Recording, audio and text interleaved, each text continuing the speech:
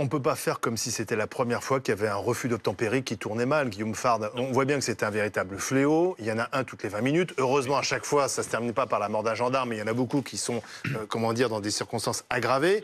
Est-ce qu'il n'est pas temps de prendre des mesures plus fermes et d'agir?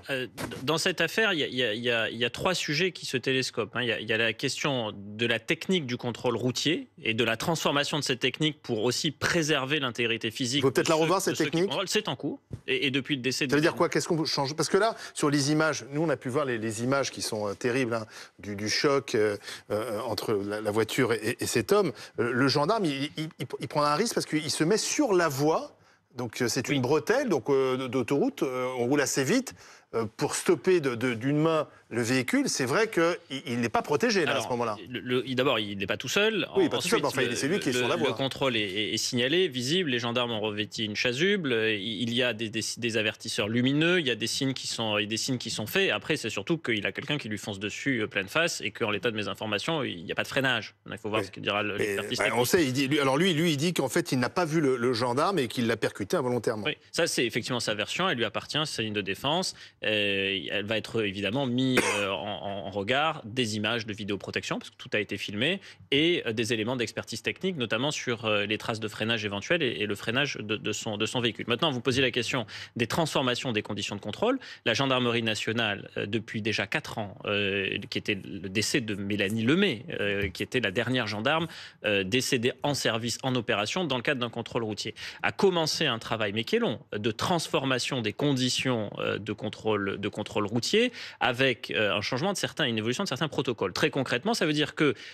il y a des dispositifs qui sont actuellement testés. Je pense notamment au département de la Haute-Savoie, qui a été expérimentateur, où vous avez maintenant des contrôles qui sont réalisés dans des conditions où on crée un goulot d'étranglement, c'est-à-dire une seule voie ralentie, qui fait que vous ne pouvez pas déboîter et vous ne pouvez pas accélérer parce que vous avez un véhicule devant vous et que, par conséquent, si vous voulez refuser d'obtempérer, parce que vous savez que le contrôle va être certain, parce que vous voyez qu'il y a un filtrage, vous devez faire demi-tour. Et là, on vous détecte automatiquement, et ceux qui viennent vous prendre en compte ne sont pas surpris par le fait que vous déboîtez brutalement. Ils savent que vous avez quelque chose probablement à vous reprocher parce que vous faites demi-tour. Et donc, cette évolution de la méthodologie... Donc on a tiré les conséquences de ces refus d'obtempérer. C'est en cours, c'est en train d'être enseigné dans certaines écoles de gendarmerie, je pense notamment à celle de Saint-Astien en Dordogne, qui est en train de le tester présentement, mais ça demande aussi un certain temps.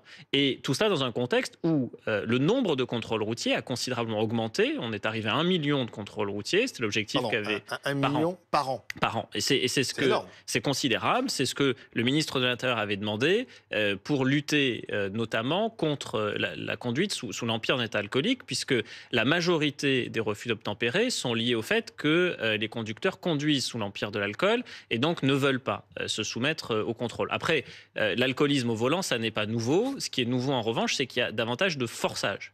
Il y a davantage de personnes qui forcent. Maintenant, quand on regarde les chiffres de très près, l'année 2023 est plutôt une bonne année. Alors, je mets beaucoup de guillemets à bonne année, mais c'est l'année où on a le nombre de refus d'obtempérer le plus faible, 23 000.